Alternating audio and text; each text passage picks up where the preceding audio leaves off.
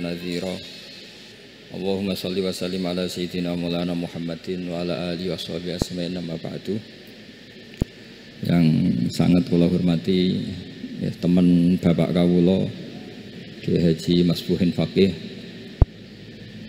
yang terhormat Kiai Haji Robah Maksum, yang terhormat Kiai Haji DRS Abdus Salam MM selaku Rektor Inkafa, semua teman-teman dosen hadirin sedanten ingkang kula hormati, mahasiswa-mahasiswi yang sangat saya hormati.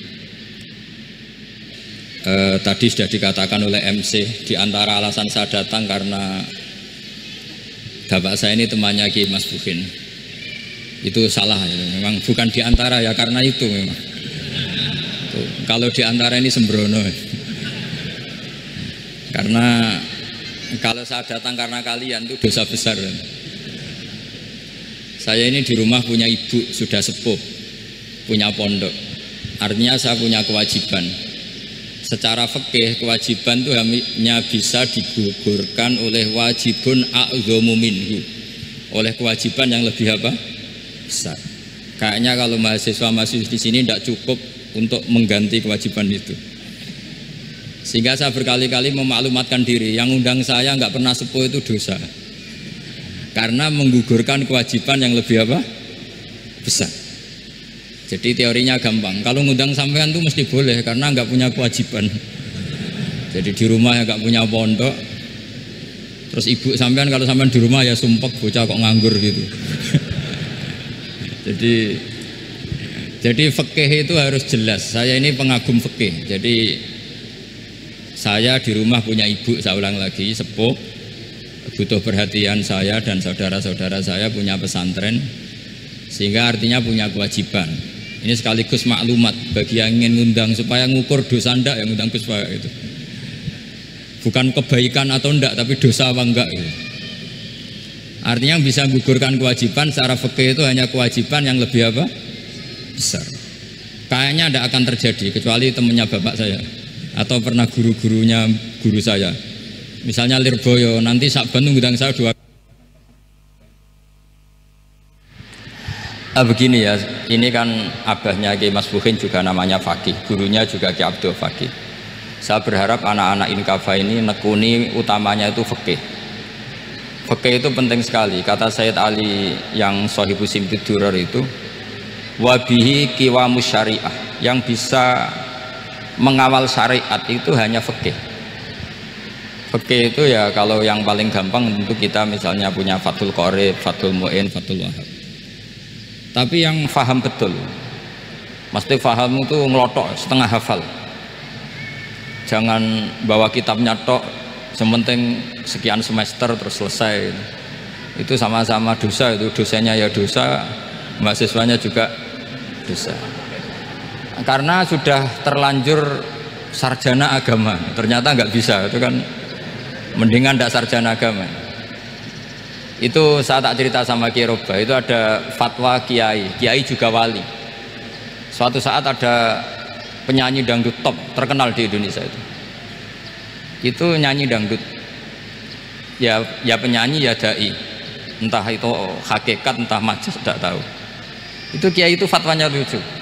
Kalau kamu datangi dia pas main dangdut masih saya beri izin, tapi kalau datangi dia pas pengajian itu tak larang kata. Kan santrinya jadi eskal, ini pas pengajian dilarang, pas dangdutan kok malah dapat izin. Tapi bukan berarti halal ya, dapat izin. Dapat izin kan potensinya bisa karena dilarang lah ya tetap belerot. Terus suatu saat si santri ini setengah wali, tidak wali tapi setengah. Lama-lama itu memahami gurunya, ternyata sirinya begini. Kalau seorang penyanyi yang tidak pernah ngaji kemudian ngomong agama, itu potensinya itu fadallu wa adallu, sesat dan menyesatkan. Tapi kalau dia sedang nyanyi dangdut, penyanyinya cowok loh, sama jangan bayangkan dangdut putri, enggak itu cowok sudah tua lagi. Jadi potensi halalnya ada lah maksudnya untuk, tapi tidak alat musiknya, orangnya. Tapi kalau dia nyanyi itu paling dosanya hanya nyanyi. Saya ulang lagi, murid tadi akhirnya paham kalau datangi pengajian Itu artinya ikrar kalau dia seorang dai atau seorang yang layak ngomong apa? Agama. Itu lebih bahaya karena kita santri, apalagi kita doktor atau MM, terus ngekrori orang yang nggak jelas asal usulnya. Tapi kalau nyanyi kan nyanyi saja, sehingga itu menjadi fikih. Bahaya terbesar dalam fikih adalah apa? Mengkaji fikih tidak dari ahlinya. Ya, seorang lagi ya, mengkaji fikih tidak dari apa? Ahlinya. Nah, kenapa demikian? Begini, saya beri contoh. Ilmu fikih itu tentu pertama dari Rasulullah SAW, kemudian bersanad sampai kita atau kita sampai Rasulullah. Itu ngalami sekian ijtihad yang tidak mudah. Saya beri sekian contoh. Dulu Imam Syafi'i itu sukanya sama guru yang miskin, ya, karena rata-rata santri juga miskin, jadi mesti ngidolakan guru yang miskin, karena sesama miskinnya harus berkoalisi. Tapi akhirnya gurunya Imam Syafi'i itu miskin sekali, namanya Muslim bin Khalid Az-Zanji itu miskin, Sufyan As-Sauri miskin, Sufyan bin Uyainah miskin. Setelah ngaji di Medina itu Imam Malik itu kaya, pas itu Imam Malik sudah kaya. Setiap ketemu Imam Syafi'i dikasih uang. Sampai ketika Imam Malik itu bilang, kamu sudah alim, ilmu saya sudah habis, kamu ngaji sama yang lain. Sama siapa? Kata Imam Malik, orang yang sealim saya sudah meninggal, namanya Abu Hanifah, tapi dia punya murid namanya Muhammad bin Hasan Asy-Syaibani, kamu ke sana. Terus Imam Malik datang ke Baki. Dulu Baki itu pasar rental, ya Grab lah kita sekarang itu. Mengumumkan siapa kafilah yang mau ke Irak. Kita ya Imam Malik, dibayari sama Imam Malik, ini antar ke Irak, ke Muhammad bin Hasan Asy-Syaibani. Imam Malik mulai ngeper, guru saya yang miskin tidak pernah nyangoni, guru-guru saya yang kaya sering nyangoni. Mulai memasalahkan kiai miskin gitu, kira-kira seperti itu, mulai masalah gitu. Setelah datang ke Irak di Muhammad bin Hasan Asy-Syaibani itu si Muhammad bin Hasan Asy-Syaibani itu kalau ngitung uang itu di meja tamu. Jadi punya emas lantaan, punya uang, kira-kira kalau Indonesia punya rupiah, punya dolar, dihitung itu di ruang tamu. Kata Imam Syafi'i, saya dengan Imam Malik saja nggak serik, ini lebih kedonyan lagi kiai. Ngitung uang itu di ruang tamu. Terus akhirnya si Muhammad bin Hasan Asy-Syaibani ini ahlul usul, dia pakar usul. Kamu heran sama saya? Iya, kiai kok kedonyan, dia ngomong gitu. Tapi kata Muhammad bin Hasan Asy-Syaibani, kalau kiai tidak boleh kaya, itu tak kayak wong fasik, ben gue demenan, gue mabuk. Oh jangan, nanti dipakai maksiat. Tenjenengan mawon kersane digetokan, berarti kiai oleh sugih, pun angsal-angsal. Semenjak itu jadi satu fikih bagi Imam Syafi'i. Ternyata kalau mengharamkan kiai sugih berarti membolehkan yang fasik sugih. Kalau yang fasik sugih bisa dipakai i'anah alal maksiat. Semenjak itu mindset pikiran Imam Syafi'i rubah. Saking rubahnya sampai beliau berpendapat orang bisa beli Alphard, kok beli carry itu haram. Bisa jadi bupati kayak Pak Roba, kok jadi RT haram. Pokoknya gitu. Bisa keren Kak Gus Bak, kok jadi orang pendengar haram. Pokoknya haram terus. Karena dalil beliau al-Islam ya'lu wala yula alaih. Coba sampean ridho misalnya jadi orang Gresik dipimpin orang yang nggak sholat, ridho ndak? Ndak. Atau sholat tapi nggak bisa ngaji, ridho ndak? Ketika yang bisa ngaji berpotensi jadi bubar, terus keterusan. Karena Imam Syafi'i keterusan, ya umatnya keterusan. Akhirnya orang-orang Syafi'i itu politikus rata-rata. Ya, makanya sama jangan kaget sama Baruba. Kakak saya wakil bupati dulu. Putranya Mbah Mun ada yang wakil apa? Gubernur. Dulu Gus Wahid ya menteri agama. Itu asal usul dari perubahan fikih, mindset, cara berpikir Imam siapa? Syafi'i. Jadi dulu itu fikih ditemukan itu jelimet, ada perdebatan. Itu tidak hanya pada level ulama, pada level Nabi pun ada perdebatan. Jadi jangan kira Nabi itu tidak debat, ya debat. Nabi itu asal seangkatan itu mesti debat, termasuk debat dengan malaikat. Jadi kalau perlu ya debat sama apa? Karena malaikat itu kan lugu itu gak iso mikir. Karena kalau malaikat iso mikir bisa jadi rektor. Nanti kasihan Pak Salam itu. Malaikat gak boleh jadi rektor. malaikat Israel itu nggak tahu etika. Jadi beliau ketika mau membunuh, mencabut nyawanya Ibrahim, datang, ya Ibrahim, saya ini disuruh nyabut nyawa kamu. Kata Ibrahim, wah kamu itu pasti salah. Kamu tahu saya siapa? Saya ini Khalilur Rahman, kekasih Allah. Masa kekasih membunuh yang dikasih? Ini nggak benar, logika itu nggak benar. Pasti kamu salah. Karena Israel itu tidak bisa debat. Ketika ditanya, hal ra'aita khalilan yumitu khalilah, masa kekasih membunuh yang dikasih? Saya ini Khalilur Rahman. Masa Allah mencintai saya kemudian membunuh saya? Itu logika agak bener. Tidak, keliru, kamu itu keliru. Israel akhirnya terbang lagi. Ya Allah, katanya logika saya ini salah. Karena masa kekasih membunuh yang dikasih? Karena Israel nggak pernah sekolah, nggak pernah sekolah, nggak bisa dia jawab. Akhirnya diajarin Allah. Dah kamu bilang gini ke Ibrahim, hal ra'aita khalilan yakrahu ayyalqa khalilah, masa kekasih tidak siap ketemu yang dikasih?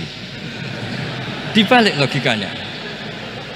Akhirnya datang lagi ke Israel, kata Allah begini, masa jenengan kekasihnya tidak siap ketemu yang kau kasih? Oh ya ya, oke, mati gak apa-apa. Jadi ilmu itu ngalamin perdebatan. Jadi saya datang murni karena Kiai Masbuhin, bukan karena MC. Itu dosa besar kalau saya datang karena MC. Karena saya punya kewajiban yang lebih besar. Jadi yang bisa mengalahkan adalah a'dzama minhu, yang super besar kira-kira gitu. Karena jelas ada riwayat inna min abaril birri silatar rajuli ahla wuddi abi. Ya, inna min abaril birri silatar rajul ahla wuddi abi. Di antara kebaikan yang sangat baik adalah seseorang menyambung teman bapaknya. Padahal sampean kan nggak mungkin teman bapak saya. Teman saya aja nggak mungkin, nggak level apalagi bapak saya kan. Jadi malah mohal itu. Jadi ilmu itu harus mengalami satu gesekan, karena logika itu bisa dibalik. Nah, karena ilmu itu mengalami satu gesekan, satu logika yang bisa kayak iya kayak enggak, sehingga jargon di dunia ijtihad itu begini, ra'yuna shawabun yahtamilul khata' wa ra'yuka khata'un yahtamilus shawab. Pendapat saya benar tapi mungkin salah, tapi pendapat kamu taruhannya salah dulu tapi ya mungkin benar. Jadi mustahid, kalau kata mustahid itu lucu ngomongnya, itu ra'yuna shawabun yahtamilul khata', pendapat saya tarifnya benar dulu tapi ya mungkin salah. Kalau pendapat kamu salah tapi ya mungkin benar atau mungkin bisa salah, ya tidak tahu, pokoknya mungkin benar. Nah, kenapa demikian? Begini, di luar masalah tauhid, seorang lagi di luar masalah tauhid itu tentu ada masalah-masalah yang sifatnya ijtihadiyah. Ya, saya ulang lagi, yang sifatnya apa? Ijtihadiyah. Dan ijtihadiyah ini nggak pernah selesai karena muqtadul hal, konteks kesejarahan maupun konteks kesempatan itu tidak sama. Dulu kiai-kiai itu ngaramkan dasi, ngaramkan celana, karena yang celananan yang dasinan itu penjajah, sehingga mantasabbaha biqaumin fahuwa minhu. Tapi lama-lama kiai-kiai itu ya pakai dasi, pakai celana. Ya karena dianggap sudah tidak mantasabbaha biqaumin fahuwa minhu. Ini ngalami pergeseran. Semua istihad itu ngalami pergeseran. Lalu pertanyaannya begini, lalu istihad apa Gus yang permanen? Yang permanen ya istihad dengan alatul istihad, dengan alat-alat apa? Istihad. Saya beri contoh misalnya begini, Nabi Musa itu yang ngalami istihad. Kata beliau karena kangen Allah, itu ingin melihat Allah karena kangen. Rabbi arini anzur ilai, qala lan tarani walakin anzur ilal jabal. Ya sudah, namanya orang kangen ya ingin melihat, ya sudah gitu aja. Sehingga ahli ilmu kalam itu berdebat. Kalau kata ahli sunnah, karena Nabi Musa minta ingin melihat Allah, berarti melihat Allah itu jaiz, mungkin. Karena Nabi gak boleh bodoh meminta sesuatu yang mohal. Maka antipatinya ahli sunnah terhadap pendapat Mu'tazilah itu antipati. Karena menurut pendapat Mu'tazilah Allah itu qadim, Allah itu laisa kamislihi syai'un, sehingga gak bisa dilihat. Pertanyaannya adalah berarti Nabi Musa meminta sesuatu yang mohal, itu bodoh sekali sampai gak tahu mana mohal mana apa jais. Makanya kata Imam Ghazali, masa Nabi Musa yang nabi nggak tahu kalau melihat Allah itu mukhal, sampai minta berarti nganggep itu jais atau boleh. Itu cara pandang orang-orang ahli sunnah apa wal jamaah. Tapi tetap saja sebagian ulama itu ya balelo, yang kayak Mu'tazilah itu ya balelo, cara berpikir pokoknya itu karena kangen, bukan karena mungkin atau tidak mungkin. Jadi nggak mungkinnya tetap tidak mungkin. Terus mereka dalil la tudrikul absar wa huwa yudrikul absar. Nah, sudut pandang ini akan terus. Ada seorang wali ditanya, kalau kamu di surga ingin melihat Allah apa enggak? Jawabannya enggak. Kenapa aja? Kasihan Allah. Terus kenapa jadi? Unazzihu dzalikal jamala an nadhari misli. Saya tidak ridho Allah yang hebat, yang keren kemudian sing delok di rumah aku wong Gresik. Koyok gak ngergani pangeran. Sebenarnya sing delok Allah ben golongane Nabi Muhammad, Nabi Ibrahim, kowe ora usah ngilangi keren maksudnya itu.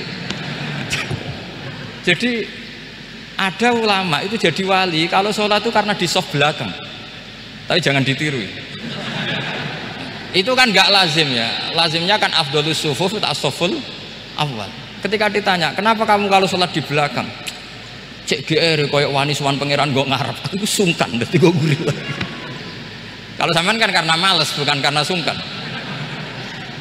Jadi itu artinya rasa ya. Makanya nggak bisa, nggak ada ijtihad itu tidak mungkin karena perasaannya orang itu beda-beda. Itu Sayyid Abdul Al-Haddad itu kalau ngendikan masyhur, man da'a li dzalimin bil baqa faqad ahabba yusawwah fi ardi. Orang yang mendoakan orang fasik masih hidup, gak mati-mati, itu berarti suka kalau Allah dimaksiati di buminya. Wong fasik kelakuannya rak maksiat, nak mbok dongakno mari, itu berarti kamu ingin Allah didurakani terus menerus karena si fasik masih hidup. Tapi kalau Abdul Hasan As-Sadili cara ngendikan gini, kalimatnya persis.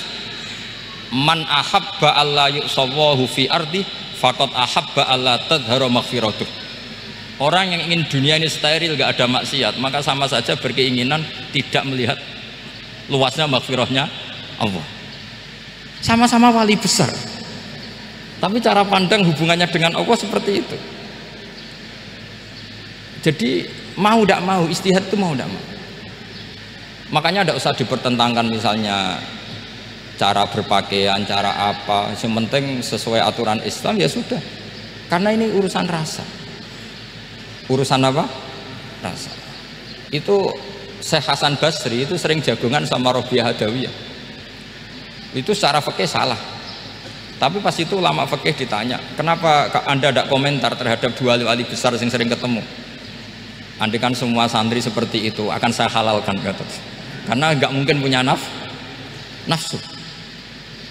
Sehingga fikih dulu memang masih asli. Kamu lihat di takrib misalnya, lelaki melihat perempuan itu nggak boleh kecuali sekian alasan. Termasuk boleh itu li taklim karena mengajar, atau lil muamalah. Lah ini yang mulai masalah. Ada warung kopi, penjaganya cantik, santri-santri ngopi, ini lil muamalah kan kasus ya. Mau disalahkan tuh ada takbirnya, mau dibenarkan ini jelas fasik kan, jelas fasik. Maksudnya sudah fasik sebelum itu ditambah itu, jadi fasiknya permanen. Nah pertanyaannya adalah, kalau kamu ngajar mbak-mbak kemudian hafal yang cantik yang enggak, itu taklim lin nazar apa nazar li taklim? Itu taklim apa modus?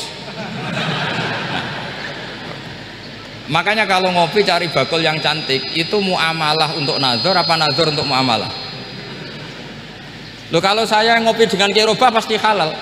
Karena begini, berjalan saja, bareng capek, nggak tahu itu warungnya siapa, terus berhenti ngopi. Kebetulan bakulnya cantik. Nah itu mungkin halal karena kan saya tidak milih-milih. Ingin ngopi kebetulan bakulnya cantik. Kalau kamu kan nggak apal daftarnya. Wah itu mesti haram itu, mesti haram itu. Karena berarti kan kamu menjadikan ngopi ini modus.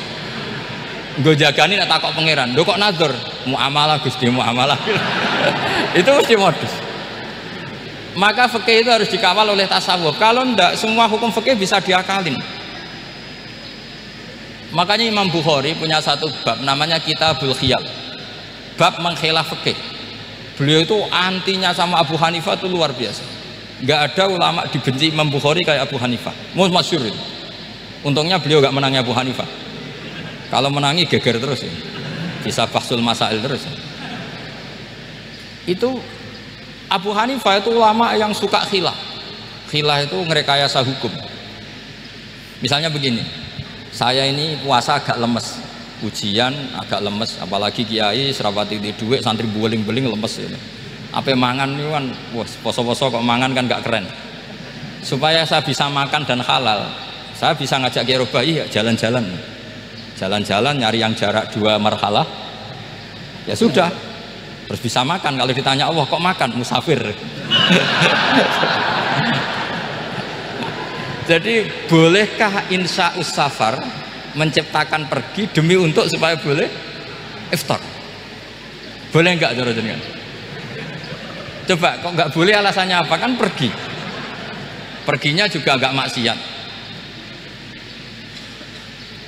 Itu khilaf. Tapi Sayyid Muhammad, Abu Ya Sayyid Muhammad bin Alawi, Sayyid Muhammad itu membela Abu Hanifah, artinya membela jangan semua khilaf itu diharamkan. Karena itu cara, saya ulang lagi, karena itu cara untuk mengawal bahwa hukum Allah itu luas. Karena kalau nggak ada khilaf itu ya kita kesulitan. Kita kesulitan. Misalnya begini, ini penjelasannya, makanya kita harus sering mendengar. Saya itu dulu masih sangat fikih itu protes, kenapa ada poluan polisi wanita? Itu kan pekerjaan cowok ya, pekerjaan pria. Tapi setelah mendapat penjelasan dari polisi itu alasannya masuk akal, Gus. Kadang-kadang orang nakal itu menyembunyikan narkoba itu di alat wanitanya. Itu kalau semua lelaki polisi kayak jenengan itu kan masalah itu.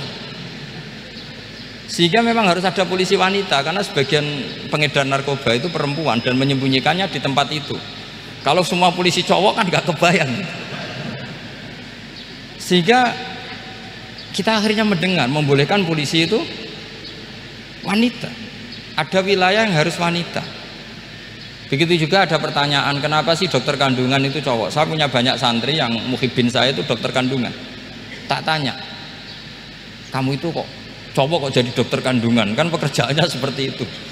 Dia jawabnya lucu. Dari 10 yang tes jadi dokter kandungan, itu yang cewek itu lulus 2, yang cowok lulus semua. Karena ketika cewek dites melihat ketuban pecah darah itu langsung pingsan. Sehingga yang secara psikologi dablek itu kan memang lelaki. Jadi roh wongnya sewakit santai. Kadang nggak lahir-lahir dintaini nang jopo rokokane santai. Itu kalau cewek yang jadi dokter kandungan itu nunggu jam 11, jam 4 sudah pingsan. Nah ini cerita, bukan berarti saya menghalalkan, enggak. Kita harus mendengar, saya ulang lagi, kita harus apa? Dan itu setelah mendengar itu nanti jadi disiplin ilmu, yaitu namanya fikih. Saya berkali-kali cerita di mana-mana cerita, fikih itu harus dievaluasi karena ini masalah furu'iyah. Saya berkali-kali cerita di mana-mana cerita. Hukum berteman orang fasik gimana? Pasti orang jawab haram karena takut ketularan orang fasik. Tapi kalau dibalik, hukumnya bina orang fasik gimana? Ya baik, umatnya Nabi bisa bina kalau berteman. Kamu bisa bina orang fasik tanpa berteman? Gak bisa. Jadi kalau dibalik, hukum berteman orang fasik gimana? Haram.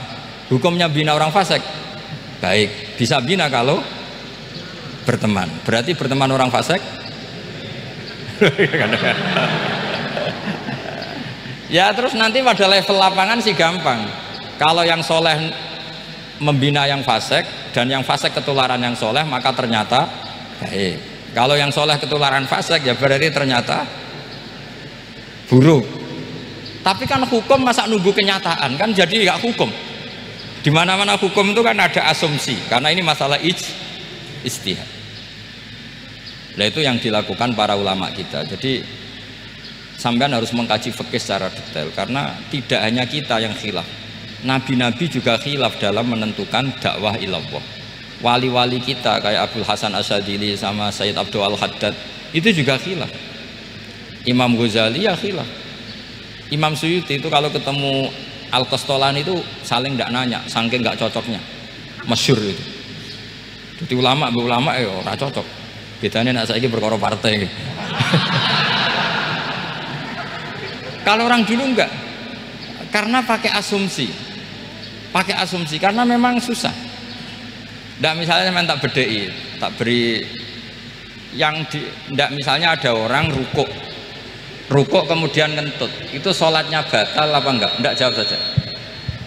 Nggak, orang sholat kemudian pas rukuk kentut atau kelihatan auratnya, sholatnya batal apa enggak? Batal. Lah itu keliru nih sampean, itu salah dosennya mesti itu. Pertanyaannya gini, yang dikatakan sholat itu kan aqwalun wa af'alun muftatahatun bitakbir muftatamatun bitaslim. Lalu ketika sampai rukuk apa sudah namanya sholat jika kamu katakan batal? Namanya sholat aja belum kok sudah kamu katakan batal gitu.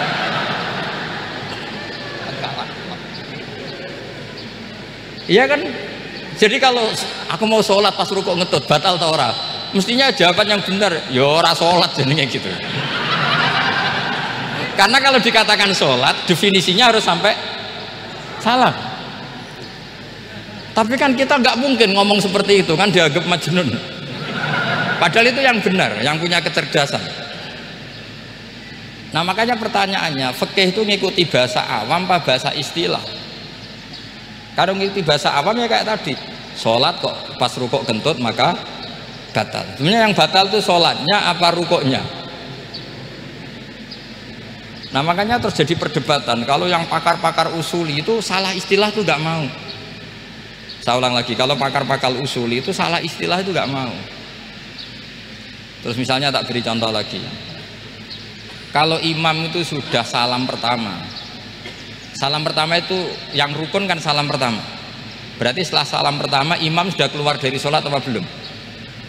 Sudah kan? Yakin? Ya sudah. Sekarang sama tak bedai. Lalu makmum itu kesunatan langsung berdiri apa nunggu imam salam kedua? Enggak, jawab saja. Nunggu salam kedua kan? Nah, itu kriminalnya sampai Anda nafsu gitu itu. Kriminalnya begini, berarti Anda membolehkan makmum bergantung sama orang yang sudah tidak sholat.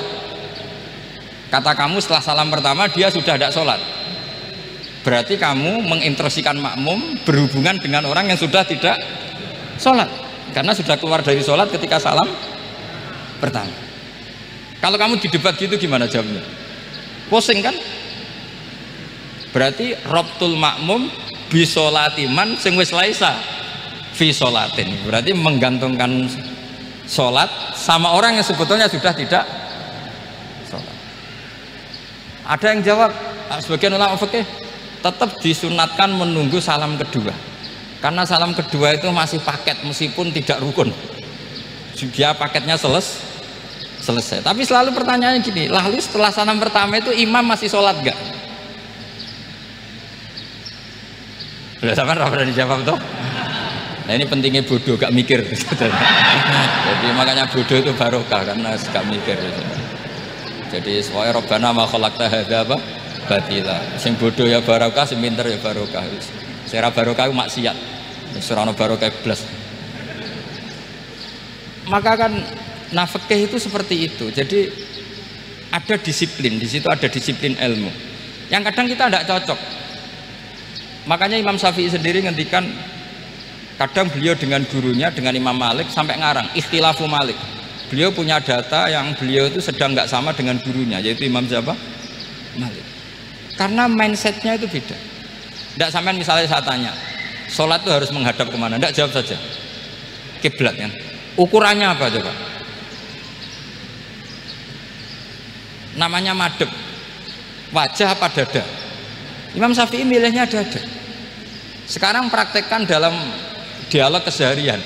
Saya jagungan sama Kiai Robah seperti ini, terus wajah saya begini, madhep gak? Nah itu masalah. Terus pertanyaannya, madhep dengan dada itu fi sholat apa fil qiyam?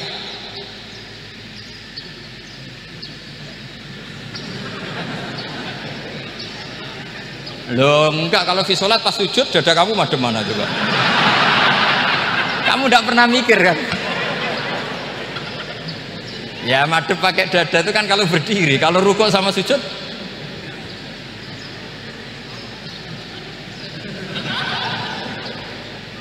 Lah itu ulama itu jelimet gitu. Makanya jarang yang menekuni profesi ulama itu. Menekuni proposal banyak karena memang susah. Jadi ulama itu orang yang cara berpikir sudah aneh. Sehingga mereka detail.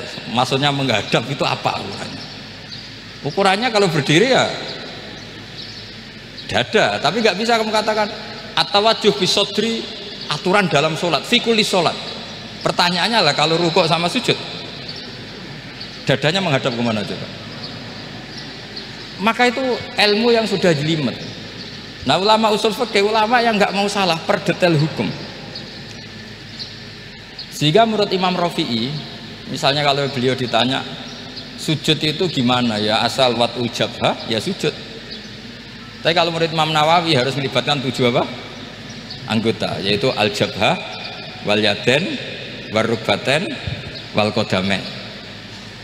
Oke, Imam Nawawi kita ikuti. Tentu keseharian kita pakai Imam Nawawi, yaitu berdasar hadis umirtu an asjuda ala sab'ati a'dzumin al-jabha wal yaden warukbaten wal kodamen. Berarti berapa?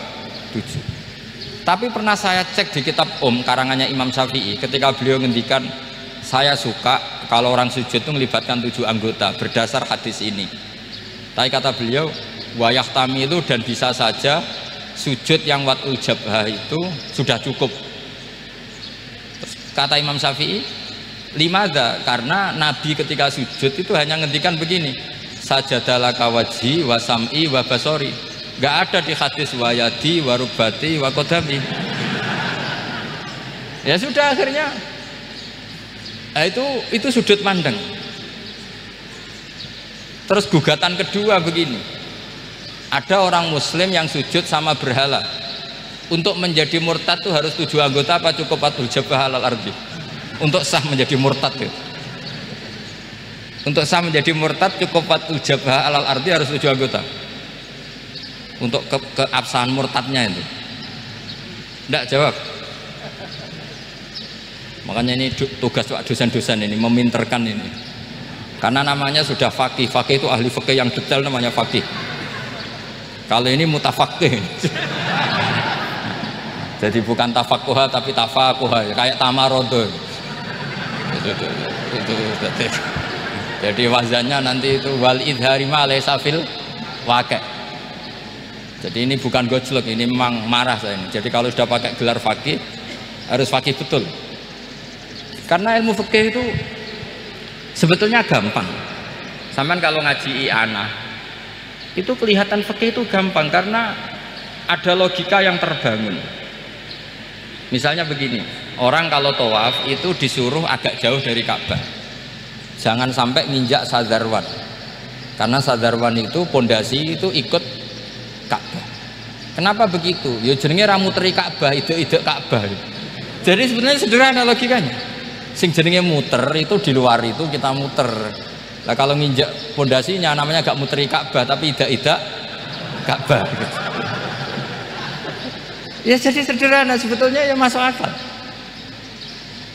Jadi fikih itu enggak ada yang iskal, sebetulnya masuk akal. Tapi karena kita nekuni itu tidak serius, maka terus jadi paradok. Saya beri contoh lagi, ini sebagai penghormatan saya sama Kiai Mas Bukin, karena ini sudah namanya fakih. Kalau ada ayam jago ditabrak truk terus kejet-kejet, adekan dibiarkan pun mesti mati karena gerakannya sudah harokatul madbuh. Terus kamu sembelih, itu halal apa enggak? Enggak jawab, ayam jago loh. Kalau kamu katakan halal, dia sudah tidak punya hayatun mustaqirroh, kehidupan yang permanen. Andai kan kamu biarkan pun 1 menit lagi meninggal. Kejet-kejet kan mau prosedur saja, maksudnya pantasnya mati yo kejet-kejet sih, tapi sebetulnya sudah pasti mati. Maka ini ada 2 ulama. Kalau kata Imam Malik tetap namanya halal karena ruhnya masih di situ, sehingga ketika kita nyembelih ya nyembelih hewan yang hidup. Yang namanya nyembelih itu pokoknya mematikan yang punya ruh, sementara saat itu rohnya masih di situ, meskipun 1 menit lagi pasti mati. Tapi kalau mazhab Syafi'i enggak, ini sudah harokatul madbuh, tidak punya hayatun mustaqir. Sehingga dalam perdebatan ulama fikih itu lucu, kadang ya gampang-gampang gampang-gampang mangkel no. Misalnya begini, kalau ada anak lahir tidak ada amaratul hayat, nggak nangis, nggak bernafas, sunat disolati apa enggak? Siktun itu, siktun sing layas tahilu walayas, langsung lahir langsung mati, nggak ada amaratul hayat. Rata mikir tuh, itu tidak wajib disolati.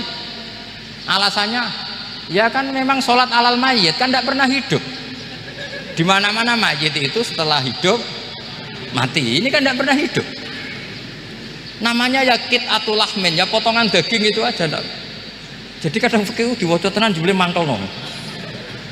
Terus ketika di kitab Minhajut Thalibin itu, kalau kamu keluar mani itu wajib mandi enggak? Wajib kan? Kalau keluar mani inzal itu kan wajib mandi. Nah, kenapa nifas atau wiladah keluar bayi? Kenapa ibu-ibu kalau keluar bayi wajib mandi? Alasannya lucu. Li'annal walad maniyun pun akidun. Ini kan wis mani cuma mengkristal. Jadi kadang pakai mangkel. Apa ya kok? Sembrono itu. Masuk wajib mandi wiladah itu karena apa? Li'annal walad maniyun mun akidun. Iku mani sing wis mengkristal. Mani sing wis jelalatan lah, lahir nangis macam-macam.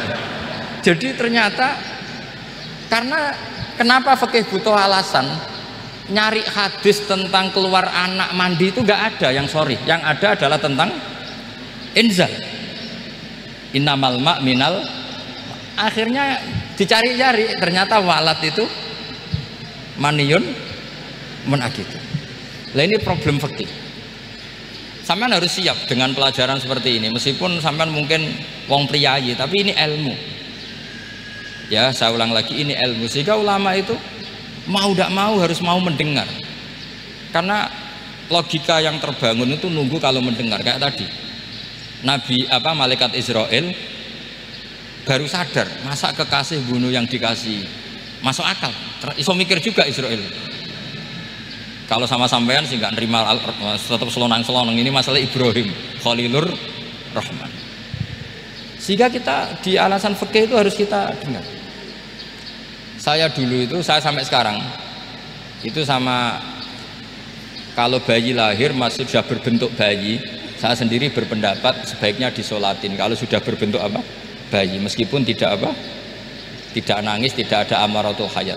Kan yang digugurkan itu wajibnya, bukan masalah boleh dan tidak. Itu banyaklah perdebatan ulama di bab itu. Saya beri contoh lagi perdebatan ulama. Ini contoh-contoh fikih karena ini khusus penghormatan status fakih tadi. Itu kalau ada orang mati, jenazah itu. Jenazah itu kalau sholat, itu kan umumnya jenazah di depan, kita nyolati di belakang. Itu yang mengatakan begitu ya tidak punya alasan, ya taunya mulai dulu begitu, di mana-mana nyolati jenazah, jenazahnya di depan. Tapi di kitab Mahali jelas diterangkan, kata kaul sani tidak wajib. Alasannya ya lucu, fa innal janazah laisat bi imamin. Jenazah itu tidak imam, kenapa harus di depan? Kan kacau kan. Lu coba alasannya di depan apa? Dia ada imam kok. Nah, barokahnya fikih itu, sehingga kita melihat di Arab Saudi sekarang itu jenazah kan di belakang. Tapi kita tetap nyolati mayit. Kalau di Arab Saudi musim haji itu jenazahnya di kamar mayit, tapi kita nyolati. Itu satu-satunya takbir ya tadi, fa innal janazah laisat bimanzilatil imam. Tapi jangan praktekkan, nanti dia kepaliran sesat tuh. Saya hanya cerita ilmu, jangan dipraktekkan. Kalau dipraktekkan masih jadi aliran sesat. Mono jenazah ning mburi mame kok ngarep aliran sesat. Sebetulnya bukan sesat gitu. Uji coba fikih. Ya karena tadi fa innal janazah laisat bimanzilatil. Bukti lagi kalau sampean sholat ghaib. Sholat ghaib itu misalnya mayitnya di Surabaya, boleh nggak sholat ghaib di sini? Terus jenazahnya di belakang kamu apa depan kamu? Nah ini kan fikih itu pokoknya gitu. Makanya standar furu'iyah itu susah karena perdebatannya itu mirip-mirip, kayak iya, kayak tidak, kayak. Makanya dulu zaman sahabat, ada sahabat itu mencintai Rasulullah, senengannya sowan, bukti cinta sowan, Banyak juga yang sahabat bukti cinta Nabi itu tidak pernah sowan. Alasannya ganggu. Kenapa kamu jarang sowan Nabi? Saya sering jamaah sama Nabi, saya tidak pernah sowan. Kenapa? Ganggu. Biar Nabi kalau di rumah sama anak istrinya, saya tidak mau ganggu. Makanya saya termasuk kiai yang gak pati seneng disowani. Karena ya itu tadi. Kalau mulang seneng saya, kalau disowani biasa saya. Kalau Kiai Roba itu nilai, nak pernah sepuh jadi rasuan nilai. Jadi beda, saya sering ditilii kiai-kiai sepuh. Tapi bahasanya tentu tidak sowan, tapi nopo nilai. Kalau sowan itu banyak. Ketika Rasulullah wafat, itu separuh sahabat hampir mayoritas, ya Rasulullah kita semua ingin kita dulu yang meninggal karena engkau begitu penting. Maka jangan meninggal dulu, kita yang meninggal. Kalau kita yang meninggal itu gak apa-apa, tapi kalau engkau penting jangan meninggal. Tapi ada saja sahabat, lah tidak seperti itu. Saya suka Rasulullah meninggal dulu. Alasannya masuk akal. Biar Allah menyaksikan saya kama usaddikuhu hayyan usaddikuhu maitan. Allah biar menyaksikan saya iman kepada Nabi ketika masih hidup. Dan saya buktikan setelah mati pun, setelah meninggal pun, setelah wafat pun iman. Jadi ternyata baisnya itu supaya orang tahu bahwa iman kita kepada Nabi itu iman yang super, sehingga ketika beliau sugeng ya kita iman, setelah wafat juga kita iman. Kai usaddikuhu maitan kama usaddikuhu hayyan, supaya saya mentasdikkan beliau setelah meninggal sebagaimana kita mentasdikkan beliau saat masih hidup. Dan ternyata Allah ridho dengan perkataan sahabat itu. Kenapa Allah ridho?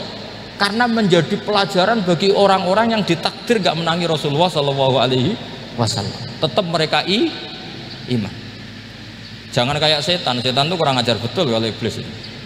Masyhur itu. Iblis itu nangis-nangis neng Nabi Musa.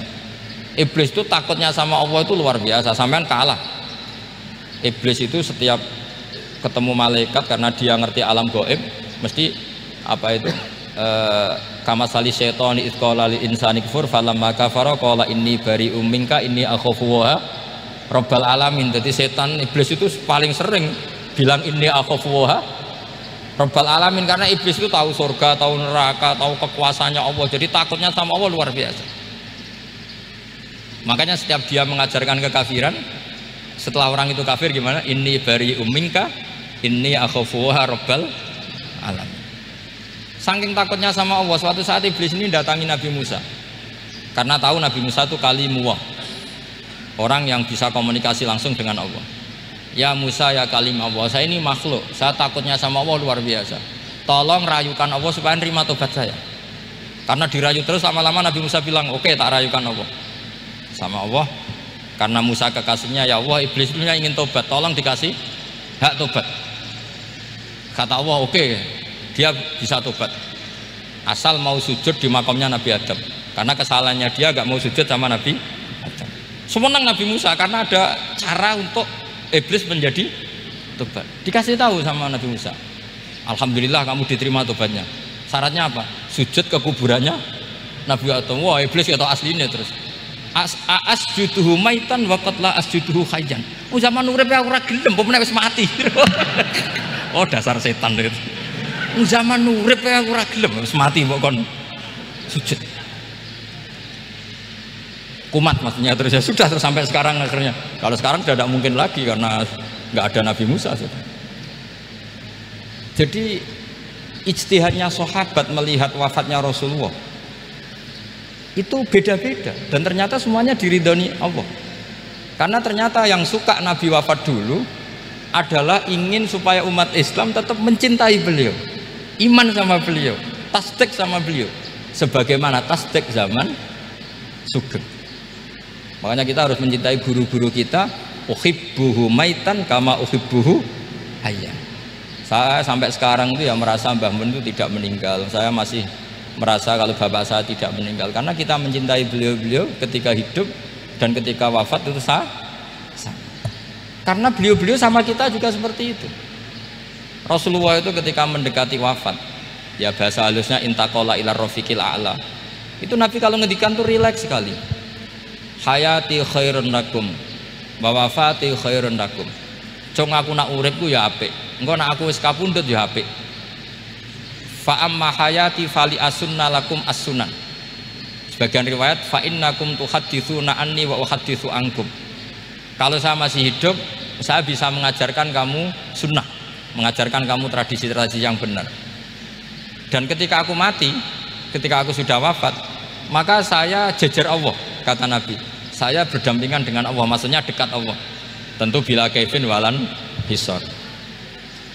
Terus sudah fa inna amalakum, amal-amal kamu diperlihatkan ke saya. Berhubung saya sudah dekat Allah, kalau amal kamu baik, saya muji Allah. Kalau amal kamu buruk, saya langsung mintakan ampun kepada Allah. Jadi Nabi rileks sekali. Artinya saya hidup bagus karena bisa ngajarkan kamu as-sunan wa syara'i. Kalau saya wafat karena saya dekat Allah, kalau kamu baik saya muji Allah, kalau kamu buruk saya mintakan ampun kepada. Guru-guru kita juga seperti itu. Justru setelah wafat beliau-beliau punya kesempatan dekat sama Allah, dekat sama al-malail a'la, sehingga mendoakan apa? Kita. Nah, terus kata Sayyid Muhammad, wala taqulu lima yuqtalu fi sabilillahi amwat. Kamu jangan pernah berkeyakinan atau berpendapat atau berkomentar kalau orang-orang yang mati fi sabilillah adalah berstatus apa? Mati, amwat. Kalah. Terus kata Sayyid Muhammad, hadza li amati syuhada. Ketentuan ini bagi umumnya syuhada. Artinya gini, umumnya syuhada saja tidak berstatus amwat, apalagi hadza Rasulullah sayyidul syuhada, sayyidul anbiya, sayyidul mursalin, tentu tidak pernah berstatus amwat. Ya, saya ulang lagi ya, jadi zaman cara berpikir amatus syuhada, syuhada yang umum saja berstatus hidup, tidak boleh distatuskan amwat. Apalagi Rasulullah itu sayyidus syuhada, sayyidul anbiya, maka status beliau pasti hayyun la yamut, pasti beliau itu hidup tidak.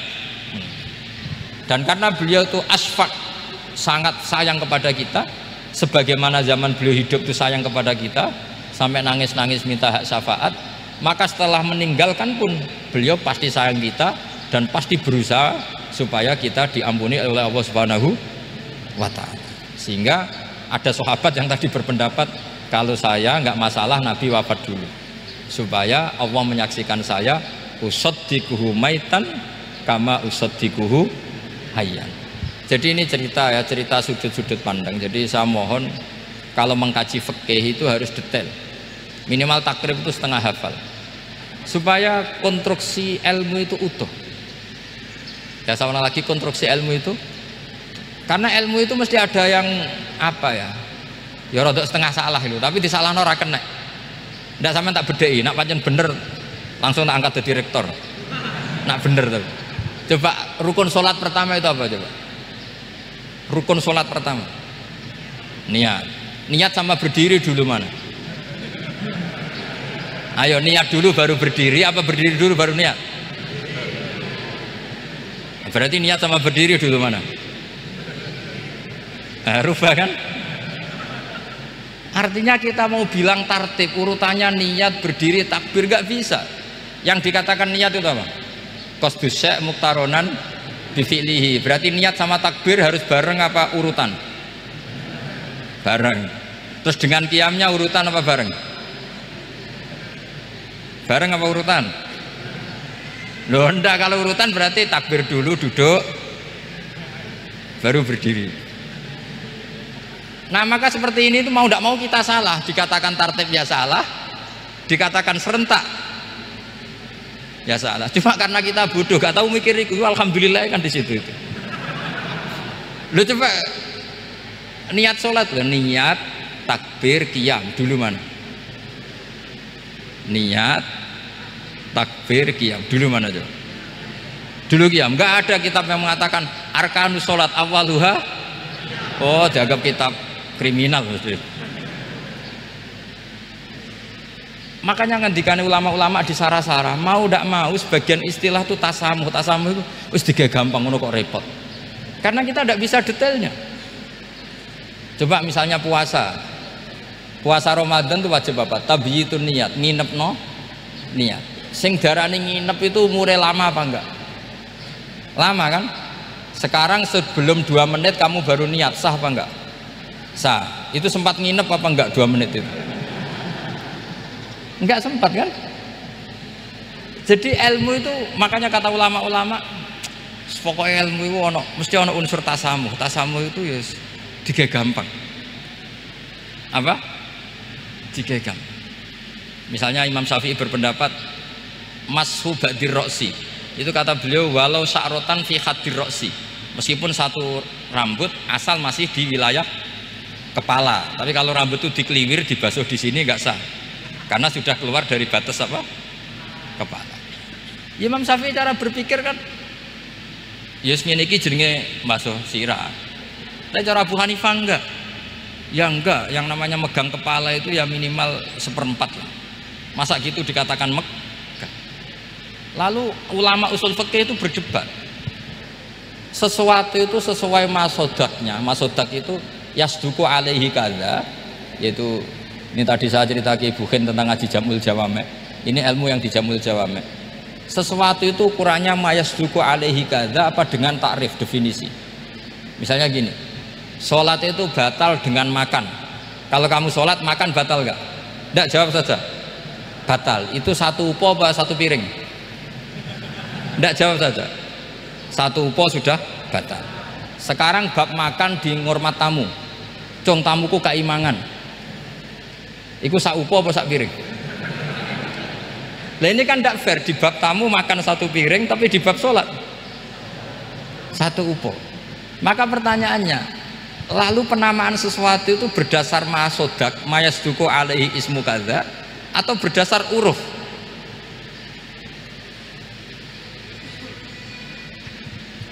Ukurannya apa coba? Maka terus jadi perdebatan. Lah ini di sini ini pentingnya ulama karena ya sekarang saya bedai sekarang. Cengkeh itu wangi apa enggak? Kategorinya cengkeh. Wangi kan, kalau orang bikin kue tar pasti pakai apa? Cengkeh. Pakai wedang ronde supaya manis, apa wangi dikasih apa? Cengkeh.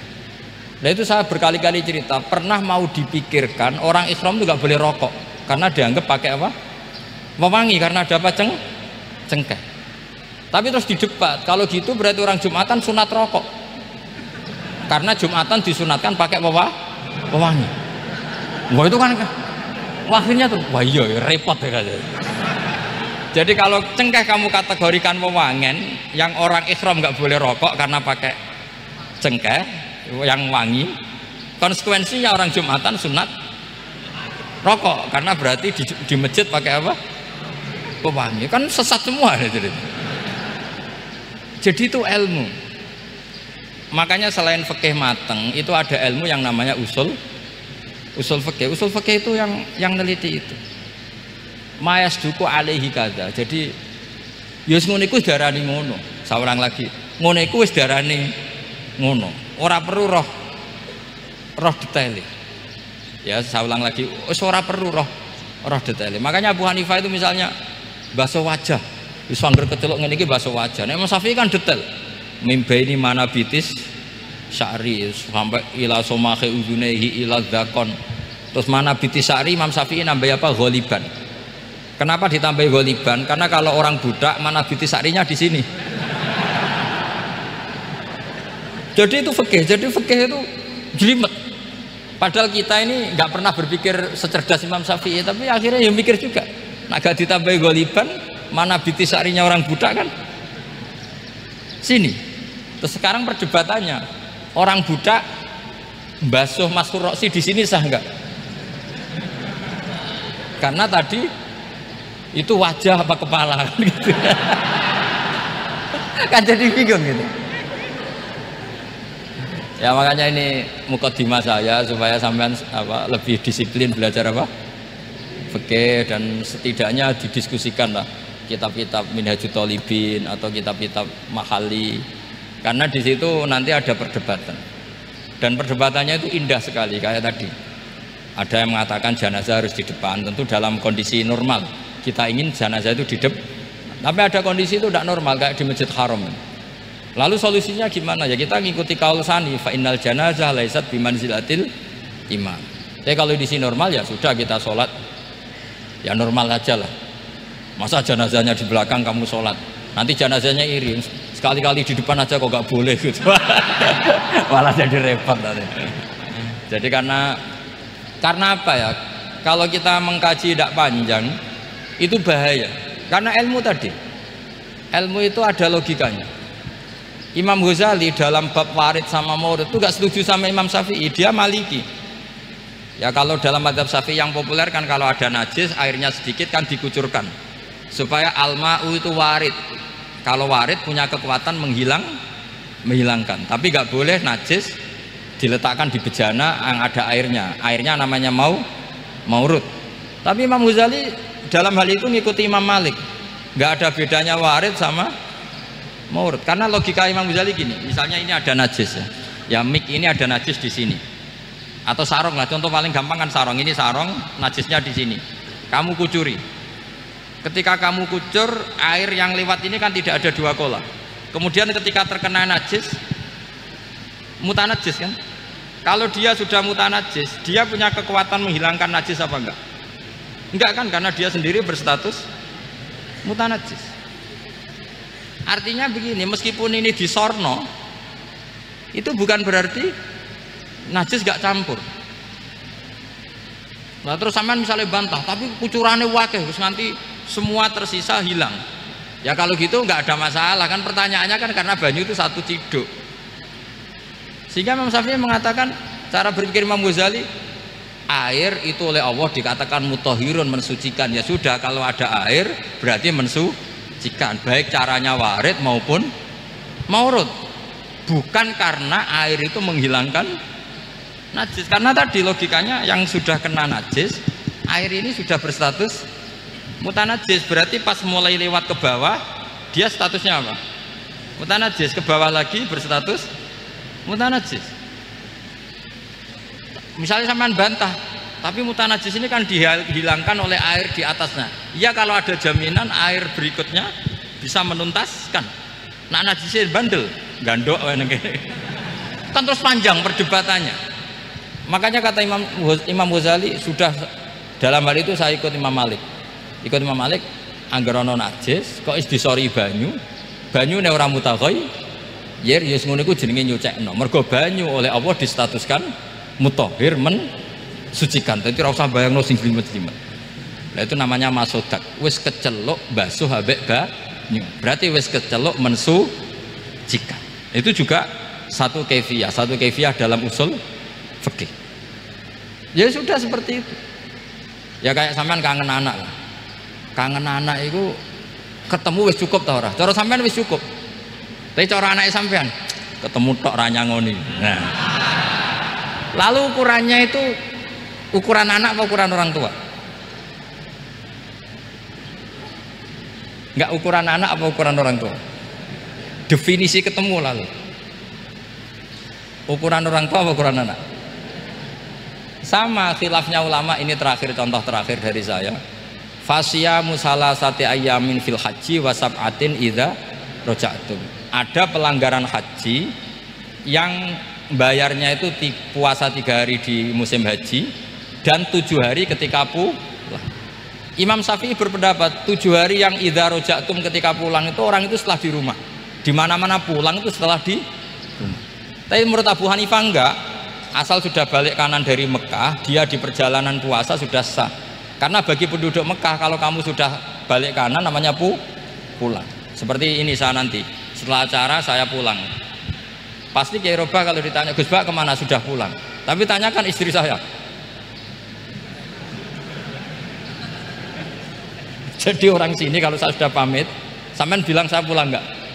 Gus Bak kemana? Sudah pulang. Tapi tanyakan istri saya, belum pulang. Lalu ukurannya ini jenengan apa istri saya?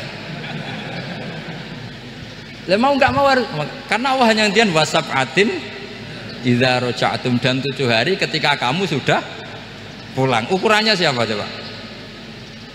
Ukurannya penduduk Mekah apa keluarganya? Kalau ukurannya penduduk Mekah, asal orang haji sudah cabut ya disebut pulang. Tapi kalau ukurannya keluarga, asal belum sampai rumah belum disebut pulang. Itu yang seperti kita dulu ketika era Wesel, zaman Ki Mas Bukin, Ki Roba mondok, saya kan era Wesel. Angger wong tua bar ngeposno, anakku wis tak kirimi kan gitu. Wong wis diposno. Tapi masih 3 hari. Jari anake, durung dikirimi. Bener mana coba? Ya kira-kira seperti itulah usul fikih. Saya mohon anak-anak Inkafa ini mengkaji itu. Dengan status fakih itu orang yang mutafannin, mutabakhir fil fikih. Itu baru disebut apa? Fakih. Kalau enggak namanya apa? Mutafakih. Jadi bukan fakih tapi berpura-pura apa? Berpura-pura ahli fikih. Ya, tentu sekolah ini bukan diciptakan untuk yang berpura-pura fikih, tapi memang benar-benar apa? Fakih. Ya saya kira demikian. Mohon maaf. Assalamualaikum warahmatullahi wabarakatuh.